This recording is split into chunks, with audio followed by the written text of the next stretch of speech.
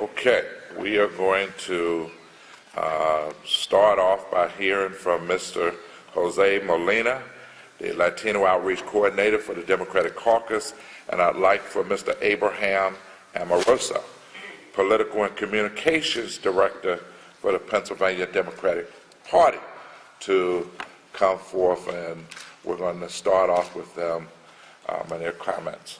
A couple ground rules. We're going to let folk provide their information, and then once we're finished, then we're going to open up for questions and comments. Is that okay? Is that okay with everybody? I can't hear you. Is that okay? Okay, thank you. Mr. Molina. Thank you. I would like to take this opportunity to bring out some of the voices that I get from the community of Latinos that I've been meeting with throughout the year. And I want to thank all of you for taking the initiative to move the issue of immigration out of the polarizing political marketing media and into a just dialogue of factual truth. Pennsylvania, just as our whole nation, must reject the manipulation of the facts and the exploitation of fear tactics in the interest of anybody's political gain. I urge our speakers of today, as well as those in future hearings, to embrace the truth and to speak out of respect and dignified sympathy about all members of humankind, including those who may be part of the undocumented population we need to learn about. As we get close to the celebration of the Veterans Day, which I'm very proud to celebrate now, having two of my own children being veterans of the Iraqi war, we must remember those universal values that we fought for as a nation. But we should not forget how we got here, how we came out to own the land of our Native American Indians, and the treaties we forced upon Mexican land, or how we forced African human beings to come to this land to do the work that we did not want it for ourselves. Let's not forget our history. Let's not dehumanize anybody else in the excuse that God loves us better.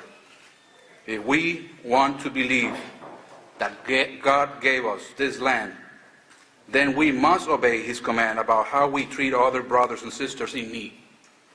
If we want to believe this is the land of the free and the home of the brave, we must face our truth and realities of life. We, with fearless commitment to change what we must change and accept what we cannot change, in the best interest of our nation and the human race as a whole.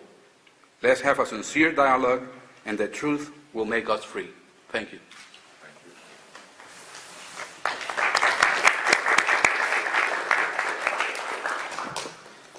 Representative Thomas, Representative Cruz, thank you for allowing me to speak. I greatly appreciate this opportunity. I'm flattered and I'm humbled. The Latino community has grown dramatically since 1990 census to 2000. In 1990, we were about 225,000 strong. According to the census of 2000, we doubled that, close to 450,000. Scholars today will tell you that we are over 550,000 Latinos here in the Commonwealth of Pennsylvania. In fact, Pennsylvania grew by 3.8% in 2000. 80% of that growth is Latinos. 80% is brown faces. And we understand that there are many bills right now in the State House of Representatives that choose to demonize undocumented workers. They take shots at us. They call us all kinds of evil names. And I will not bring any attention to those bills at this time. You gentlemen were kind enough to speak at a news conference that took place 3 weeks ago in the Capitol that demonized a set of Republican bills that chose to put a very bad face on the workforce here in Pennsylvania, predominantly Latino. Two days ago, there was a very interesting committee hearing. A Senate Agriculture and Rural Affairs Committee and the Labor and Industry Committee heard over 2 hours of testimony on the farm workforce. And those farmers in Adams County in particular were thrilled to have Latinos picking their peaches, picking their apples, picking their grapes, picking their fruit. That is what makes their workforce development so important. That's what makes their bottom line so important. And I wanted to share with the audience some of the things that they have said. One farmer said that I'm concerned that any attempt to do anything legislatively at the state level may be opening a Pandora's box that puts at risk the workforce we can ill afford to lose. Went on to say that Hispanics we employ are hard-working, reliable, and seem to have a genuine appreciation for the work. And this farmer went on to say that the public debate over illegal immigration has unfairly tarnished the image of Latinos. But most importantly, he remembered his history. Very few people realize that those that have the truest claim to this nation are the Native Americans. And this farmer went on to say that this is the same image society once had of Irish, Italian, Polish, and many other immigrant communities. I am here to tell you that the official stance of the Democratic Party of Pennsylvania is the more, the better.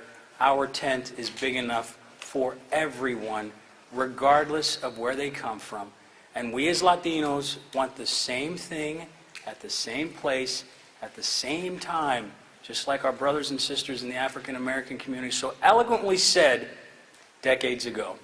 Thank you, gentlemen.